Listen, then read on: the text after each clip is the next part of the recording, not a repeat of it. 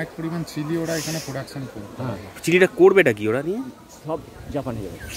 জাপানে করবে এটা কি খাবে? তো আরে জাপানে বুঝতে পারছিস না, এই বীজ মুক্ত খাবার খাবে। জৈব সারে তৈরি হুগলির কাঁচা লঙ্কা পাড়ি দিচ্ছে জাপানে। পাইলট প্রজেক্ট শুরু হয়েছে হরিপালে। জাপান মূলত ভিয়েতনাম ও থাইল্যান্ড থেকে এতদিন কাঁচা লাল লঙ্কা আমদানি করত, কিন্তু সেখানে বাজার দর বেশি হওয়ায় ভারতমুখী হচ্ছে জাপানিরা। 2019 সালে মুখ্যমন্ত্রী মমতা বন্দ্যোপাধ্যায় ও অমিত মিত্র জাপানি এক সংস্থার সঙ্গে মৌ করেন। রাজ্যে সবজি ও ফল প্রসেসিং ইউনিট তৈরির পরিকল্পনা নেয় সেই সংস্থা। সিঙ্গুর তাপসী মালিক কৃষক বাজারে একটি ওয়ার হাউসে ইউনিট তৈরি করা হয়। চুক্তি অনুযায়ী জাপানি সংস্থা রাসায়নিক ও কীটনাশকবিহীন চাষ করানো শুরু করে চুক্তিভিত্তিক কৃষকদের দিয়ে।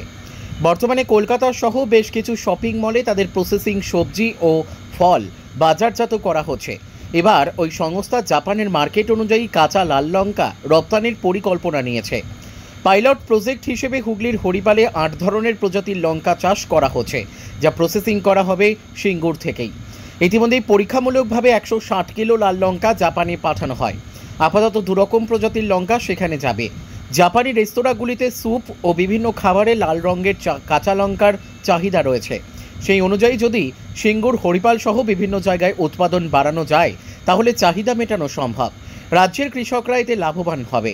এছাড়াও শিলিগুড়িতে সুইচ পটেটো অর্থাৎ রাঙা আলু ইউনিট করার পরিকল্পনা করছে এই সংস্থা। এছাড়াও নদিয়াতে একটি সবজির প্রসেসিং ইউনিট করা হয়েছে। বর্তমানে ওই লঙ্কার পাইলট প্রজেক্টের সঙ্গে যুক্ত হরিপালের 2 জন চাষি, শুভেন্দু সিংহ রায় ও গৌতম দাস। হরিপালের পানি শ্যাওলা বাসিন্দা গৌতম দাস বলেন, আমাদের ধারণা ছিল খাদ্যশস্য উৎপাদন করব, সেই খেয়েই জীবন ধারণ করব। বর্তমানে জাপানিরা আমাদের শেখাচ্ছে কৃষি একটা ব্যবসা, নির্দিষ্ট ফসল তৈরি করে মার্কেটিং করে বিক্রি করতে হবে। এতদিন গতানুগতিক ধান, আলু ও পাট এই ধরনের চাষই করতাম। বর্তমানে বিদেশে রপ্তানি করার মতো ফসল তৈরি করছি। জাপানি আসছেন, তাদের টেকনোলজিতে আমরা চাষবাস শিখতে পারছি। বাজারে জৈব নামে মিথ্যা প্রচার করে বিক্রি করা হয়, কিন্তু আমরা পুরোপুরি রাসায়নিকবিহীন জৈব চাষ করছি। সমস্ত পরীক্ষা নিরীক্ষা করে তারপরে এক্সপোর্ট হচ্ছে। এখনও পর্যন্ত টেস্টের জন্য 160 কিলো লঙ্কা পাঠিয়েছি জাপানে। 2টো প্রজাতি পছন্দ করেছে জাপানিরা। আর এই চাষ করলে আর্থিক দিক থেকেও এগিয়ে যাব আমরা। তারা দাবি করেছেন সারা বছরে শুধু আমার কাছ থেকেই 3 টন লঙ্কা নিতে পারবেন। আমি ছাড়াও এই সবজি চাষে যুক্ত 70 জন কৃষক রয়েছে। উৎপাদন করলে রাজ্যের বাজারে চেয়েও 20% বেশি দাম পাওয়া যাবে। আমার কাছে এমনই দাবি করছেন জাপানি সংস্থা। আশা আছেই, কারণ এটা মানে জাপানিরা যেটা আমাদের শেখাচ্ছেন সেটা হচ্ছে এই কৃষি একটা ব্যবসা। আমরা এতদিন ধারণা ছিল কৃষি মানে শুধুমাত্র খাদ্যশস্য উৎপাদন হবে আর সেটা খেয়েই আমরা বেঁচে থাকবো, কিছু উদ্বৃত্ত হবে বেচবো। কিন্তু জাপানিরা এসে আমাকে প্রথম শেখালেন যে কৃষি একটা সুন্দর ব্যবসা, একটা নির্দিষ্ট কোয়ালিটির জিনিস তৈরি করো, সেটা মার্কেটিং করো, করে তোমার দরকারি খাদ্যশস্য কিনে নাও মার্কেট থেকে। এই একটা ব্যাপার যেটা আমাকে খুব ভালোভাবে মাথায় ঢুকে, মানে আমি একটা নতুন চিন্তাভাবনা মাথায় নিয়ে। এতদিন কি করছিলেন? এতদিন ট্র্যাডিশনাল যে চাষবাস ওই ধান, আলু, পাট, পটল এই চাষই করছিলাম। এখন এই যে বিদেশে এক্সপোর্ট করার মতো ফসল উৎপাদন করতে পারছি, এবং এটা এই জাপানি সংস্থা আমাকে শিখিয়েছে। মানে যেটা ভাববার বিষয় যে আমার মতো একজন অর্ডিনারি কৃষক যে বিদেশে ফসল পাঠাতে পারছে, যেতে আর্থিক সাফল্য পাবই, পরন্তু বিদেশি মানুষের সাথেও যোগাযোগ হচ্ছে, তারা নিয়মিত আসছেন, তাদের এক্সপার্টরা আসছেন, নতুন করে চাষাবাদ শিখতে পারছি। কিভাবে করছেন, কি পদ্ধতিতে? এটা একদম পুরোপুরি জৈব। এখনো পর্যন্ত যা আছে জৈব নামে প্রচার হয়, কিন্তু ওনারা গোপন করেন পুরো জৈব না। কিন্তু আমি যেটা এখন করছি বা আমার সহকর্মী যারা আছেন, শুভেন্দু সিংহ রায়, এরা যারা করছেন, এটা একদম 100% জৈব। মানে এটা সমস্ত পরীক্ষা নিরীক্ষা পাস করে তবে বিদেশ যাবে, কারণ অনেক কিছু ক্রাইটেরিয়া আছে যেগুলো এয়ারপোর্টে বলুন, ওদের দেশ বলুন, পাস করতে হয়। কিন্তু বাজারে আমি জোর গলায় বলতে পারি এখনও বাজারে যে জৈব বলে বিক্রি হয় তার কতটা জৈব সন্দেহ আছে, কিন্তু আমাদের কাছে এটা একদম 100% জৈব। পাইলট প্রজেক্ট এটা একদম। কতটা পাঠিয়েছেন? এখনো পর্যন্ত 160 কেজি লঙ্কা আমরা পাঠাতে পেরেছি জাপানে। জাপানে। এটা কি টেস্ট হবে? হ্যাঁ, টেস্ট হয়েছে এবং পাসও হয়েছে। মানে কটা আপনার কটা পাস হয়েছে? আপনি চারটে প্রজাতি করছিলেন? 4টে প্রজাতি হয়েছে, কিন্তু 4টের মধ্যে 2টো ওনাদের মানে সবকটাই কেমিক্যালের দিক দিয়ে পাস হয়েছে, কিন্তু সৌন্দর্য, তার স্বাদ ইত্যাদিতে 2টো ভ্যারাইটি গ্রান্টেড হয়েছে। কি কি গ্রান্ট হয়েছে? কি কি ভ্যারাইটি? একটা হচ্ছে তেজিতা আর একটা হচ্ছে ধুম। আচ্ছা, এটা কি সবকটাই দেশীয় প্রজাতি? হ্যাঁ, দেশীয় প্রজাতি। মানে ওনারা দেশীয় আমাদের দেশীয় প্রজাতিই ব্যবহার করছেন? হ্যাঁ, একদম একদম। টেকনোলজিটা ওদের, টেকনোলজিটা মানে টোটাল চাষের টেকনোলজিটা ওনাদের। মানে আগে তো আপনারা ট্র্যাডিশনাল চাষ করতেন, এখন অন্যরকম একটা চাষ করছেন। সেক্ষেত্রে আপনাদের মানে আর্থিক দিক থেকে কতটা সচ্ছল এসছে বা পিছিয়ে পড়েছেন না কি হয়েছে? না, আর্থিক দিক দিয়ে পিছিয়ে পড়ার জায়গায় বরঞ্চ আগিয়ে যাচ্ছি, এবং এই সাফল্যটা আরও সুদূর প্রসারী হবে বলে মনে হচ্ছে। 160 কেজি দিয়েছেন, কত টাকা পেয়েছেন বা কত?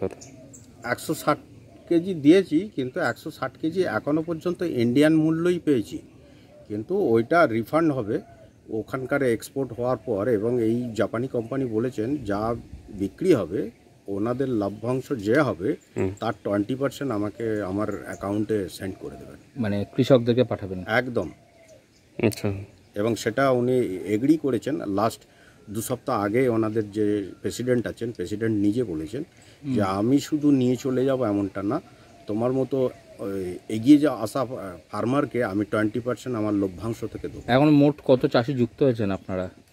এখন আছে আনুমানিক 70-75 জন কৃষক। ওনাদের টার্গেট তো অনেক বড়। হ্যাঁ, অনেক বড় টার্গেট। তো টোটাল টার্গেটটা আমি বলতে পারবো না, তবে আমি এইটা শুনেছি যে আমার কাছে অ্যাপ্রক্স সারা বছরে 3000 কেজি আমার থেকে নিতে চাইছেন ফসল, শুধু আমার থেকে। লঙ্কা। আচ্ছা, আর অন্য ফসলও তো হচ্ছে, সেগুলো বিগ বাজার এইসব বড় বড় শপিং মলে যাচ্ছে। ঠিক আছে। আপনার নামটা? আমার নাম গৌতম দাস, বাড়ি পানিশাওলা, হরিপাল ব্লক, হুগলি জেলা। কৃষি বিপণন মন্ত্রী বেচারাম মান্না বলেন, সিঙ্গুরে কৃষাণু বাজারের রাজ্য ও জাপানি সংস্থার উদ্যোগে ইতিমধ্যেই জৈব পদ্ধতিতে কৃষকদের চাষ করাচ্ছে। আগামী দিনে লঙ্কা বিদেশে বাজার করবে। এছাড়াও মিশন নির্মল বাংলার মাধ্যমে কৃষকদের হাতে জৈব সার তুলে দিচ্ছি, যাতে কৃষকরা আরও লাভবান হয়। চিলি প্রজেক্টের হাবটা এখানেই হবে, লোকনাথে। আচ্ছা, তার মানে অনেক পরিমাণ চিলি ওরা এখানে প্রোডাকশন করবে। হ্যাঁ, চিলিটা করবেটা কি ওরা নিয়ে? সব জাপানে যাবে। জাপানে করবেটা কি খাবে তো? আরে জাপানে বুঝতে পারছিস না, জাপানি বীজ মুক্ত খাবার খাবে। বলছি, সিঙ্গুরে একটি জাপানি সংস্থা আছে, যে সংস্থা দীর্ঘদিন ধরেই কৃষকদের থেকে বিভিন্ন রকম জৈব পদ্ধতিতে চাষবাস করছে। এর পাশাপাশি তারা একটা পাইলট প্রজেক্ট হাতে নিয়েছে যে জাপানে লঙ্কা সরবরাহ করা। ইতিমধ্যে দুজন চাষি জাপানের জাইকো KSWর উদ্যোগে তারা আমাদের সিঙ্গুরে কিষাণ মান্ডির ভেতরে তারা অলরেডি জৈব সারের সমস্ত ফসল তারা সংগ্রহ করে জাপানে তারা পাঠাচ্ছে। এবং তারা অত্যাধুনিকভাবে, জাপানে প্রচুর লঙ্কা লাগে, সেই লঙ্কা আমাদের হরিপালের 2জন কৃষককে দিয়ে তারা জৈব সারে উৎপাদন করে টেস্ট করে তারা জাপানে পাঠাবার প্রক্রিয়া করছে। জাপানে এটা অ্যালাও হলে বাণিজ্যিকভাবে আমাদের কৃষকরা সুবিধে পাবে, তার কারণ তারা আমাদের কৃষকের উৎপাদিত ফসল তারা জাপানে পাঠাবে এবং কৃষক দুটো পয়সা পাবে।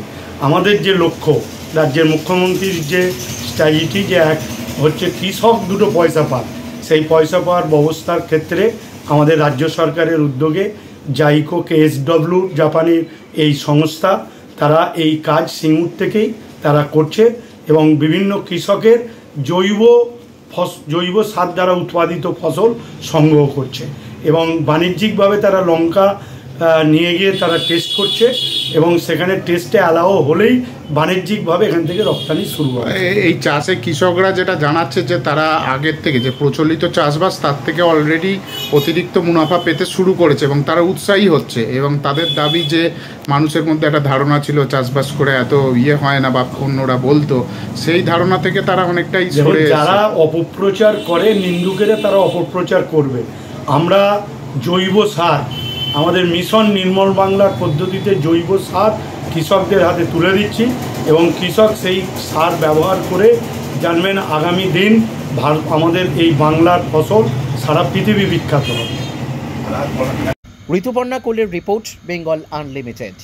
রয়েছে আরও খবর, আর এই খবরের আপডেট পেতে আপনারা সাবস্ক্রাইব করুন এই চ্যানেলটিকে।